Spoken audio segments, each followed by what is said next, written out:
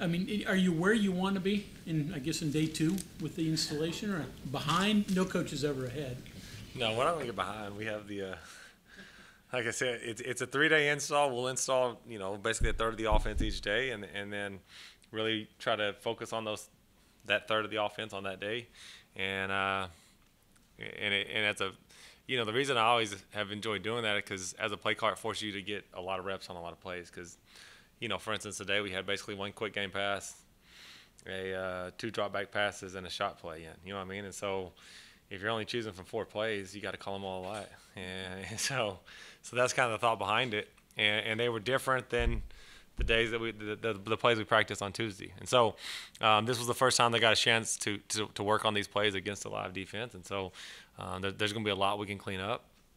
That's always going to be the case. But you hope as the spring progresses, the more reps they get at all the plays, the better we get. And so, as far as install goes, we're on day 2, and tomorrow will be day 3, and we're back to on the 4th day. We're back to day 1 stuff, and hopefully next Tuesday is better than the past 2 days.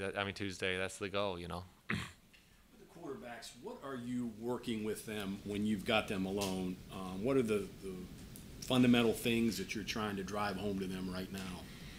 I think that with quarterbacks, what I believe that throwing starts with your feet, and if you can be great with your feet, if a quarterback's feet are good, the ball usually comes out right, and a lot of that's just timing, different stuff like that, and we got a long ways to go from that standpoint. I think that we can be a lot better.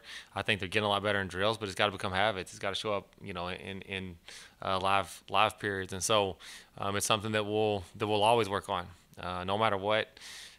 That's going to be something that we work on a ton is footwork, and I think that the 2 places where I think quarterbacks are really overcoached position, not necessarily schematically. I think mechanically and stuff, everything. There's so much stuff, and there's so many people that work with quarterbacks nowadays. I think it's a really overcoached position. I think that you can put too much in their head, but I think it's really important that they have a plan with their feet. And the other thing that I think is important is they know their reads. And so no matter what's going on, that's what we want them to always know is have a plan with my feet, know what my reads are. And if I can do those 2 things really, really well, be really disciplined with my feet, be really disciplined with my reads, it gives us a chance to be successful. And that's what, we work a ton with that.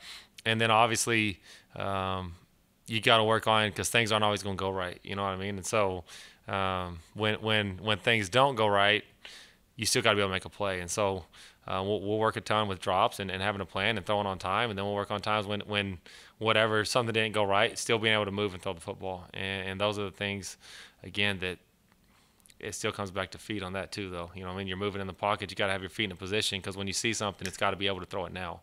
And if your feet are out of position, you can't do it. And so that's why I think everything, like I said, throwing starts with your feet, and we got to be great there.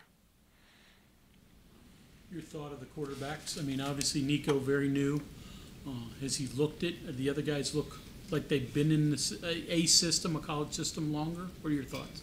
Yeah, I think they've all 3 shown some good, and they've all 3 shown some plenty of room to get better. But that's to be expected. Like I said, it's the first time. This whole week will be the first time they've gone through whatever plays we're working that day. You know what I mean? Because install 1 was Tuesday, first time they worked on those plays. Install 2 was today, first time they worked on those plays. Install 3 is Saturday. It'll be the first time we worked on those, and we'll start repeating. And so, I think the most important thing for those guys is, like I said earlier, next Tuesday be better than last Tuesday at whatever we're working on. And so, like I said, they've all shown some flashes of some really good things. I think the most important thing for these guys is going to be to where, they truly understand it to the point there's no hesitation.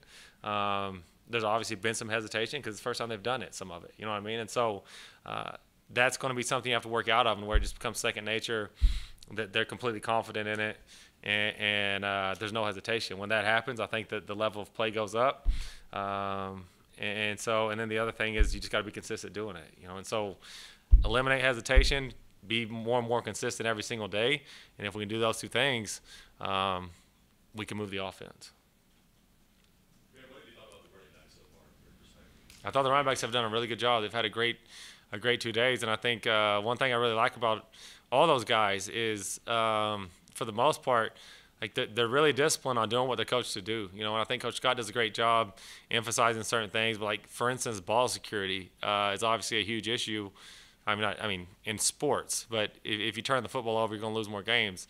And it's something we've tried to emphasize.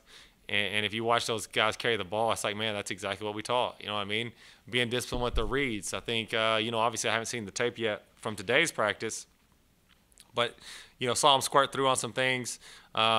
Yesterday or Tuesday we worked on more outside zone. Today we worked on some more inside zone. But, you know, on Tuesday I thought they did a really good job. Same sort of deal. Like, just like a quarterback or running back has reads. And I thought they did a really nice job of seeing that, being disciplined on it, and hitting the ball and hitting it where it's supposed to hit. Now, obviously, we don't have pads on, so the game changes when pads come on. But for 2 days, to be in shorts and helmets, I think that they've done a really good job. And they've made a lot of big plays for us, to be honest with you. Like, Coach Scott was telling quarterbacks in pre-practice, probably trying to get them throwing the ball more. But he said every time the running backs touched the ball, it was an efficient play yesterday, just so y'all know, or whatever, you know. So I think some of that's him trying to campaign for some more balls to the running backs, which is every position coach probably. But they have done a good job. And if you really think about it, you know, when he said it, you know, I was thinking like, man, that's a good campaign message there. But then, you know, you kind of start thinking about it, and it's kind of true. It seems like every time they touch the ball, something positive that did happen. They caught the ball pretty well out of the backfield today. I think we might have had one drop, but other than that, I think they caught the ball well out of the backfield. When they did catch the ball, they were effective with the football in their hands. And so I like those guys. They do things right. They're very coachable. They just put their head down and work. And because of that, I think they're going to be really good. They do what they're coached to do every time as hard as they can do it. And if you show up with that mentality, like I said, I think that you have a chance to be really good no matter what position you are. When do you need to see timing improve? After you install, or is that just an evolution of the more reps you get? Well, I think obviously the more reps you get, the better the timing, the more and more you'll be on the same page. But that's why we work those drops over there, like we were talking about earlier. Like, what are you working on with that? Like, those drops have to time up with those routes, and that's why we do them so much. And I think that's the most important thing. Is like, if you take the proper drop, the ball will come out on time. If the receiver runs the proper route and you take the proper drop, like, we're designing this play for this to work. You know what I'm saying? We're designing the play for your feet to time up with that route. And so the timing should be there. And that's why I said earlier, like, you have to be consistent with your feet and you have to be disciplined with your drop. And same thing with the route. They have to be extremely disciplined with the route because, you know, the play's based, especially the first read. Obviously, like, as you get through progressions, it's a little different. But, like, first read or two is based off that quarterback's, you know, the quarterback's drop is based on whatever the route is. And so that's why we're so try to be so anal or so disciplined about making sure their feet are right, because it's hard enough, and I've said this lots of times, but it's hard enough to get everything right. Like, get the cut, you know, get a receiver to run the perfect route, you know, get open on the route, get the protection right.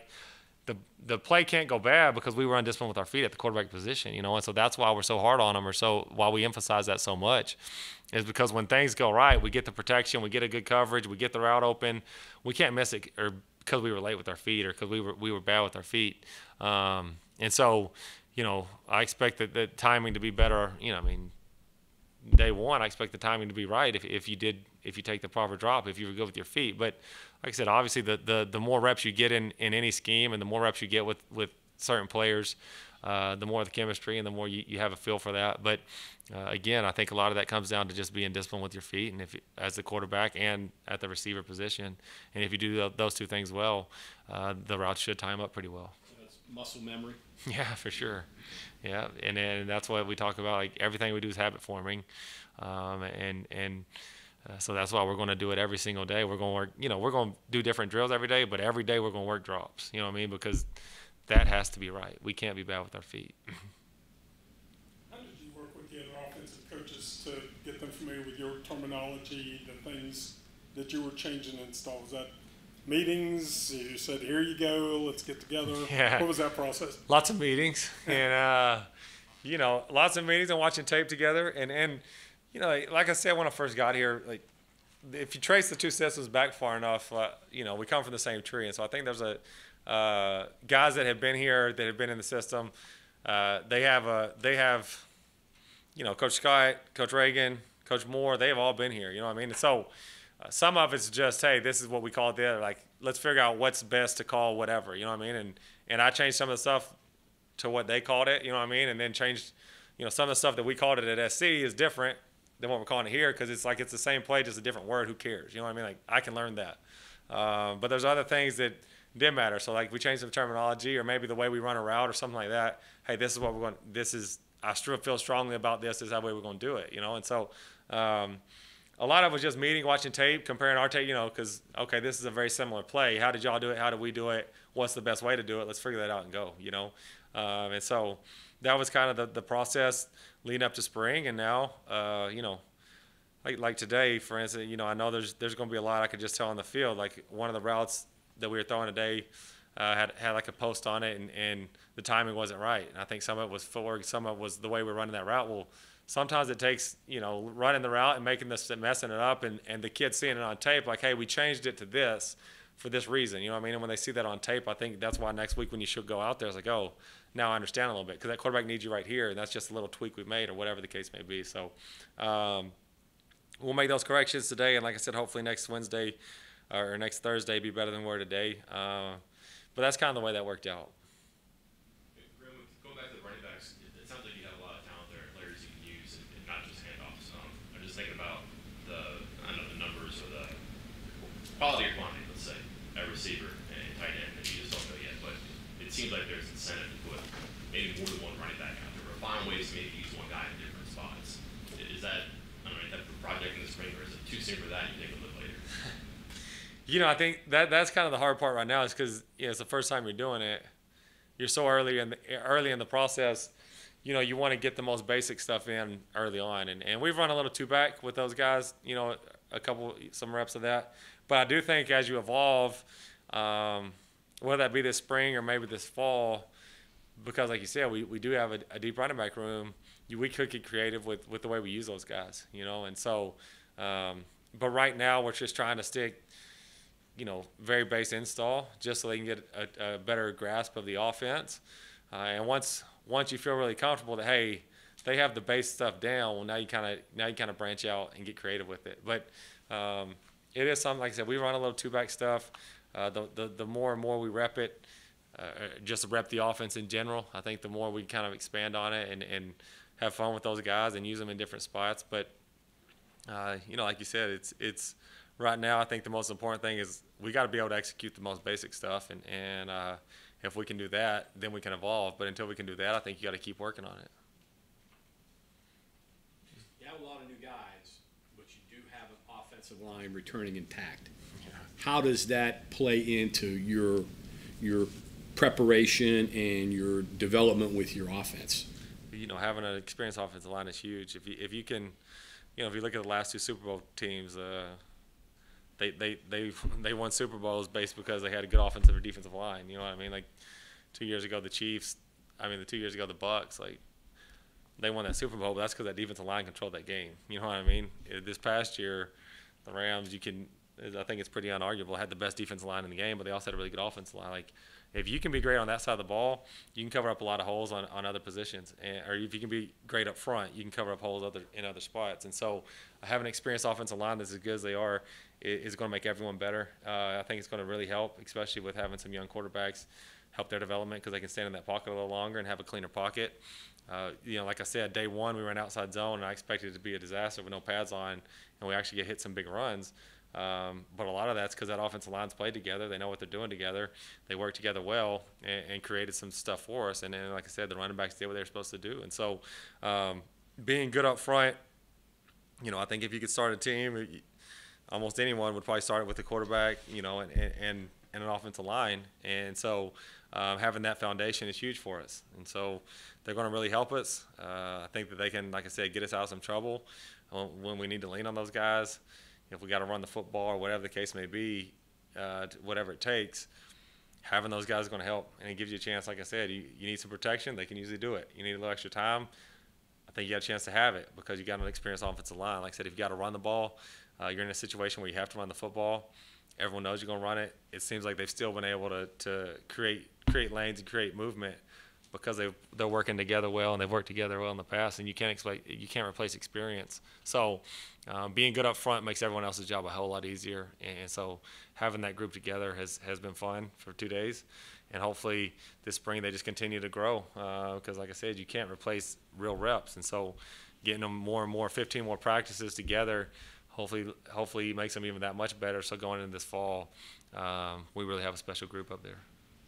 Challenges of playing a young quarterback, including true freshmen. You've done that in the past. So what are those challenges?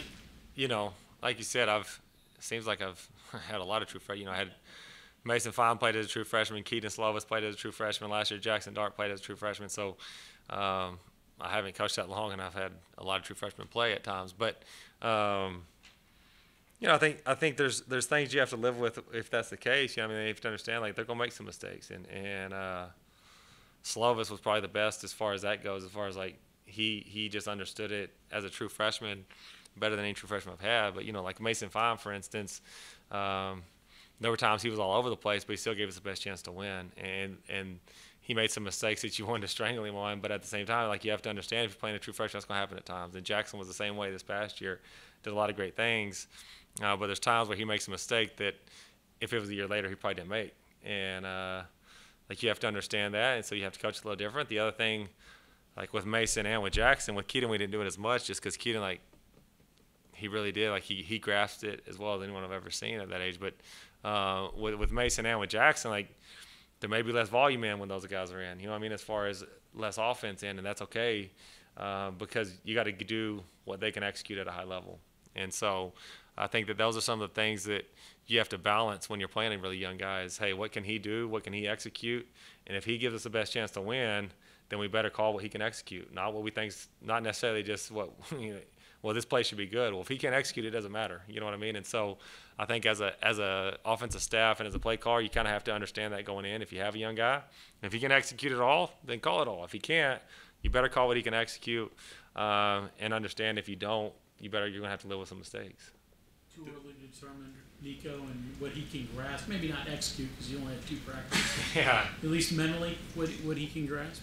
Yeah, it's pretty. I mean, two practices is pretty early to kind of get a feel for that. But I mean, and he's made plenty of mistakes too. But he finished practice really well today. I think he had a little 3-play series that went 3 for 3 and did some good things. So that was good to see. He obviously had a decent feel for those plays. And one of the play he threw the deep ball on. I don't know if you saw it, he hit a deep ball.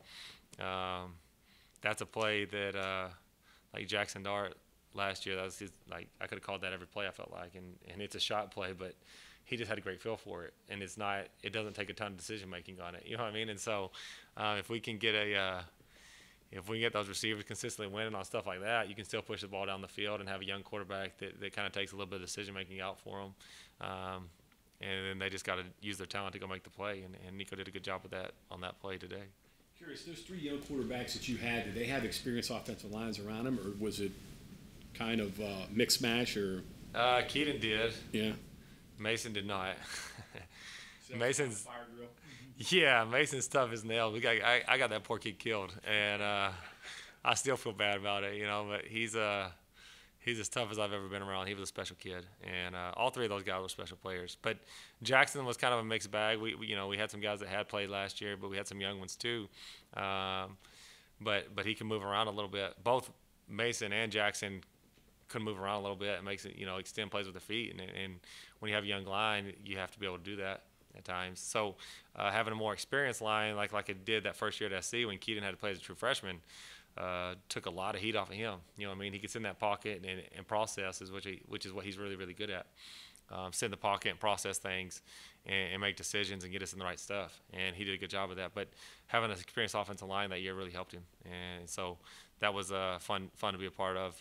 Because like I said, we had 2 first-rounders right next to each other at left tackle and left guard. Then we bumped the guard out to left tackle the following year, and he got drafted in the first round. So, you got that on the left side as that quarterback. It makes your job a little easier. So it's a little easier to look down the field and Yeah. the coming at you.